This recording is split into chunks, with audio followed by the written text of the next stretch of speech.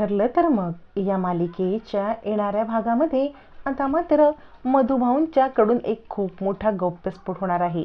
आत्तापर्यंत आश्रमामध्ये गाठोडं शोधायला गेलेल्या प्रियाला ते गाठोडं सापडलेलं नसतं, पण मधुभाऊंनी ते गाठोडं त्यांच्याकडे ठेवलेलं असतं आणि याची कल्पना प्रियाला नसते, म्हणून तिला पूर्ण आश्रमात शोधून सुद्धा तिचं गाठोडं काही सापडत नसतं. पण ज्या वेळेला अर्जुन मधुभाऊंची भेट घेतो त्याच वेळेला खूप मोठा सत्याचा उलगडा होणार असतो. अर्जुनच्या समोर सत्य येणार असतं की प्रियाचं गाठोडं हे मधुभाऊंकडे आहे आणि त्या गाठोड्यातील वस्तू पाहण्यासाठी ज्या वेळेला अर्जुन ते गाठोडं कस्टडीमध्ये घेतो आणि त्यातल्या वस्तू पाहून आता अर्जुन हादरतो. त्यावेळेला ॲक्च्युली अर्जुनला वाटत असतं की ते गाठोडं प्रियाचं गाठोडं ॲक्च्युली प्रिया घेऊन गेली असणार, पण मधुभाऊ सांगतात नाही, गाठोडं गायब आहे ते सायलीचं. या दोन गोष्टींच्या खुलासामुळे आता मात्र खूप मोठ्या मालिकेमुळे गौप्यस्फोटाची एक मोठी लाट येणार असते आणि या सगळ्यामध्ये रविराजांचे डोळे उघडणार असतात जेव्हा अर्जुन रविराजांना घेऊन मधुभाऊंकडे येणार असतो. आता इकडे प्रियाला कुठेच गाठोडं सापडत नाही. त्याच वेळेला अर्जुनला ते ट्रंक दिसते.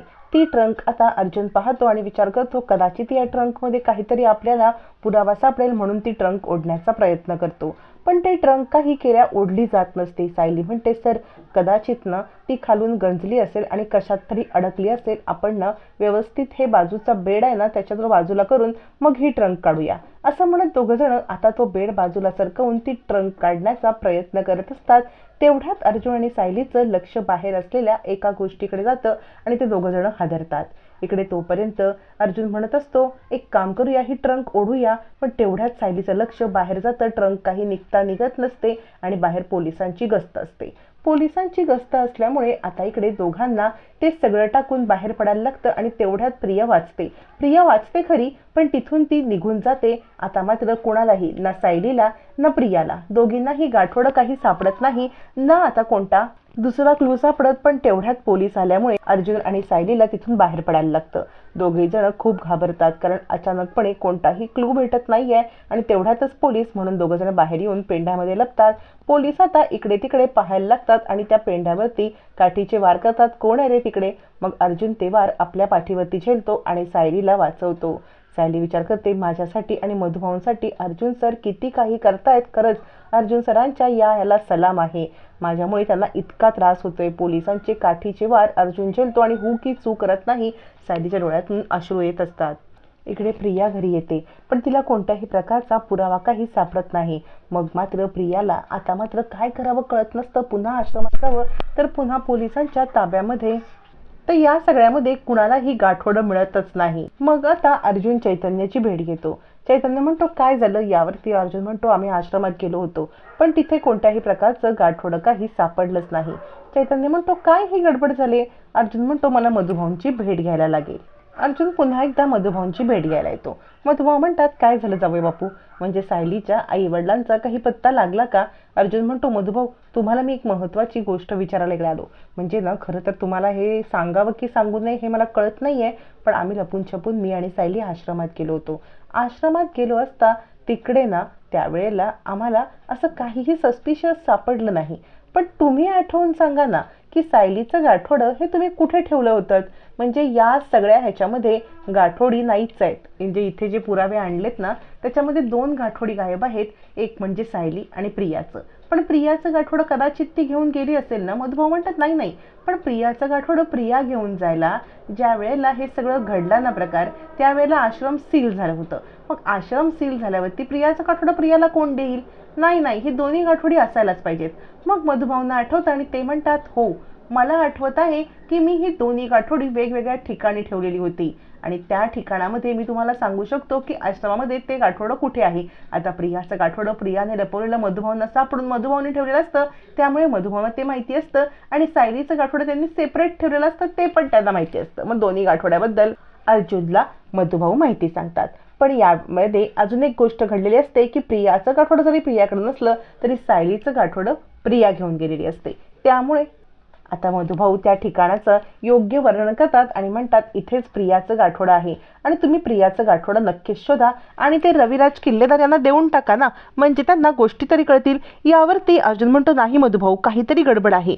कारण ॲक्च्युली ज्या वेळेला प्रियाची ओळख दाखवायला आले होते ना, तेव्हा ती ते गाठोडं घेऊन आली होती. मधुभाऊ म्हणतात कसं शक्य आहे, ते गाठोडं तिला मिळणंच शक्य नाही. तुम्ही एक काम करा, आश्रमात जाऊन ते गाठोडं मी सांगतो त्या ठिकाणी शोधण्याचा प्रयत्न करा. अर्जुन म्हणतो ठीक आहे, पण मधुभाऊ तुम्हाला मी एक गोष्ट सांगू का, ज्या वेळेला सायलीला हे गाठोडं सापडत नाही ते ठीक आहे, पण प्रियाचं गाठोडं सापडणार नाही. कारण प्रियाला घेऊन जेव्हा आता ती एक बाई रविराज किल्लेदार यांच्याकडे आली होती तेव्हा तिने ते सगळं गाठोडं दाखवलं. म्हणजे प्रियाच्या गळ्यामध्ये जी ती चैन त्यावेळेला घातली होती ना ती पण दाखवली. मधुभाऊ म्हणतात नाही, प्रिया माझ्याकडे आली ना तेव्हा तिच्या गळ्यात चैन वगैरे काही नव्हती, तिच्या अंगावरती एक युनिफॉर्म होता आणि कोणतीही बाई ती माझ्याकडे घेऊन आली नव्हती. अर्जुन म्हणतो हे कसं शक्य आहे मधुभाऊ. मधुभाऊ म्हणतात हो हेच शक्य आहे, कारण तुम्हाला जेव्हा प्रियाचं गाठोडं सापडेल ना तेव्हाच तुम्हाला ते कळेल. प्रियाच्या गाठोड्यावरती नाव लिहिलंय आणि हे सगळं लिहिलंय आणि सायलीचं गाठोडं गायब होण्याची शक्यताच नाहीये. सायलीचं पण गाठोडं तिकडे असेल, कारण सायलीच्या गाठोड्यामध्ये तिच्या हातामध्ये ना एक जोकरचं खेळणं होतं, तिचा ड्रेस होता आणि खूप सुंदर ड्रेस होता. चांगल्या घरची मुलगी होती, पण प्रियाच्या अंगावरचे कपडे नव्हते चांगले. यावरती अर्जुन म्हणतो मधुभाऊ काहीतरी गडबड आहे, तुम्ही मला ते ठिकाण सांगा, आता मी तिकडे जाऊन ते लवकरात लवकर गाठोडं मिळवण्याचा प्रयत्न करणार. मधुभाऊ आता बरोबर ती ट्रंक सांगतात आणि त्या ट्रंकमध्ये गाठोडं ठेवलंय हे सांगितल्यावरती अर्जुन ती ट्रंक पाहण्यासाठी आता पुन्हा आश्रमात जाण्याचा विचार करतो. आणि आता सायली अर्जुन पुन्हा एकदा ती गाठोडं शोधायला येतात. गाठोडं शोधायला ज्या वेळेला दोघं येतात पुन्हा एकदा प्रिया तिकडे येते. हे दोघं जण गाठोडं शोधता रजिस्टर शोधून त्याच्यामधली नोंद करतात आणि सायली सांगते गाठोड्यामध्ये जे काही होतं त्या सगळ्याची याच्यामध्ये नोंद आहे, तुम्ही एकदा बघून घ्या.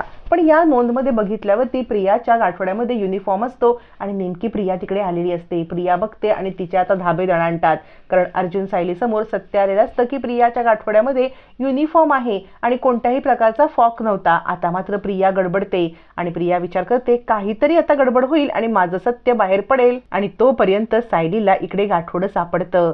अंधाराचा फायदा घेत अर्जुन सायली ते गाठोडं घेऊन बाहेर येतात आणि इथून मालिका एका वेगळ्याच टर्नवर येते. आता ते गाठोडं घेऊन अर्जुन पोलीस स्टेशनला थेट आलेला असतो. पोलीस स्टेशनला ते गाठोडं आणून मधुभाऊंना दाखवलं असता मधुभाऊ सांगतात हो हो हेच ते गाठोडं. यावरती अर्जुन म्हणतो पण याच्यावरती प्रियाचं नाव आहे, हे गाठोडं आपण पोलिसांच्या समक्ष उघडूया. मधुभाऊंनी सांगितल्यावरती ते गाठोडं पोलिसांच्या समक्ष उघडलं तर गाठोड्यातील वस्तू बघून आता मात्र प्रिया खोटी तन्वी आहे या सत्याचा उलगडा होतो. अर्जुन म्हणतो हे तन्वीचे नाहीच आहेत वस्तू, ह्या वस्तू तन्वीच्या नाही आहेत. मधुभाऊ म्हणतात हो याच वस्तू प्रियाच्या होत्या, जेव्हा ती माझ्याकडे आली होती तेव्हा हे तिच्याकडे वस्तू होत्या. असं म्हणत मधुभाऊंनी खुलासा केल्यावरती प्रिया ही खोटी तन्वी आहे या सत्याचा उलगडा होतो. प्रिया खोटं बोलते हे कळतं. अर्धसत्य समोर आलेलं आहे. अजूनही सायलीचं गाठोडं न मिळाल्यामुळे अर्धसत्य समोर यायचं बाकी आहे. पण सायलीचं गाठोडं मिळण्याची सुतराम शक्यता नसते, कारण ते प्रियाने गायब केलेलं असतं. या सगळ्या प्रकरणामध्ये रविराजांपर्यंत जेव्हा ही बातमी पोहोचणार तेव्हा रविराज काय ॲक्शन घेणार हे मात्र पाहणं फारच रंजक ठरणार आहे.